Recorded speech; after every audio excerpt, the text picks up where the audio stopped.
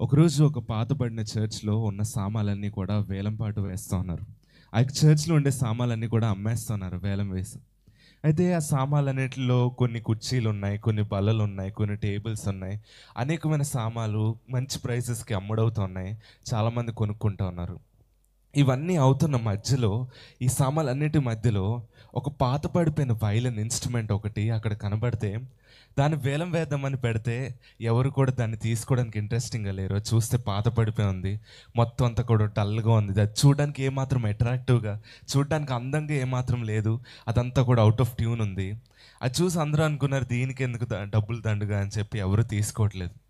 సరే అని చెప్పి దాన్ని పక్కకు పడేసి నెక్స్ట్ దానికి వెళ్దామని చెప్పి నెక్స్ట్ ఆబ్జెక్ట్ని ముందుకు నెక్స్ట్ ఆ యొక్క ఐటెంని ముందుకు పెడదామని చెప్పి వాళ్ళు ముందుకు వెళ్తా ఉంటే సడన్గా ఆడియన్స్లోంచి జనాల్లోంచి ఒక వ్యక్తి ముసలాయన లేచి, అయ్యా ఒక్కసారి నేను ఆ వైలిన్ని ఒక్కసారి క్లీన్ చేసి నేను ఒకసారి ప్లే చేయొచ్చా అంటే, సరే పెద్ద ఆయన అడిగారు కదా బాగోదని చెప్పి ఆ యొక్క దాన్ని నిర్వహించే వాళ్ళు సరే రండి అని చెప్పి ఆ యొక్క పెద్ద ఆయనకి ఆ యొక్క వైలిన్ ఇస్తే అతను ఆ యొక్క వైలెన్ తీసుకొని నీట్‌గా క్లీన్ చేస్తూ, ఆ యొక్క వైలెన్ స్ట్రింగ్స్‌ని మళ్ళీ నీట్‌గా అటాచ్ చేసి, మళ్ళీ అంతా ట్యూన్ చేస్తూ అతనన్నాడు, అనేకమైన సంవత్సరాల క్రితం నేను ఈ వైలెన్‌ని నా చేతులతో చేసి, ఈ యొక్క సంఘం యొక్క కాపరికి నేను బహుమానంగా దాన్నిచ్చాను.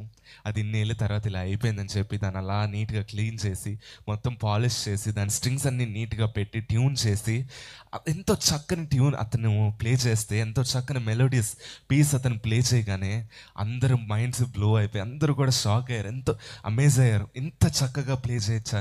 ఇంత బాగుందా ఈ వైలిన్ అని చెప్పి అనుకున్నారు. ఆ యొక్క పెద్దాయన దాన్ని అక్కడ పెట్టేసి వెళ్ళి కూర్చున్నారు. మళ్ళీ అదే వైలెన్‌ని ఆ యొక్క ఆక్షన్‌లో పెడితే ఇప్పటి వరకు అమ్మబడిన ఏ ఐటెం కంటే కూడా దేంతో పోల్చదగిందా కాకుండా అన్నిటికంటే ఎక్కువ ధనానికి ఏది అమ్మబడిందంటే ఆ యొక్క వైలెనే అండి. ఎందుకంటే అప్పటి వరకు ఆ వైలెన్‌కి ఎటువంటి వాల్యూ లేదు. అప్పటి వరకు జనాలందరూ దాన్ని ఒక వేస్ట్ పీస్ లాగా అది ఎందుకు పనికిరాందిగా చూసారు. కానీ ఎప్పుడైతే అది దాని యొక్క క్రియేటర్, దాని సృష్టికర్త చేతిలోకి ఎప్పుడైతే ఆ వైలెన్ వెళ్ళిందో, ఏమాత్రం విలువలేని ఆ వైలెన్‌కి ఎంతో విలువొచ్చింది. ఎవరు కొనుక్కోరన్న దానికి ఎన్నో లక్షల రూపాయలకి అమ్ముడైపోయింది.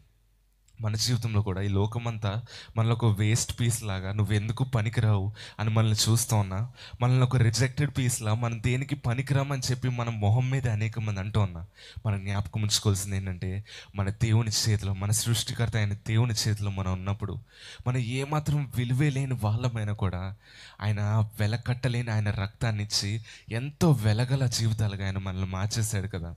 ఆయన వాక్యం చెప్తా ఉన్నది, for you are bought at a price, మీరు వెల పెట్టి కొనబడినవారు. ఆ వెల ఏంటంటే ఏమాత్రం విలువలేని మన జీవితాలకు వెల కట్టలేని ఆయన రక్తాన్ని ఇచ్చి కొన్నది ఆయన యొక్క గొప్ప ప్రేమ కదా.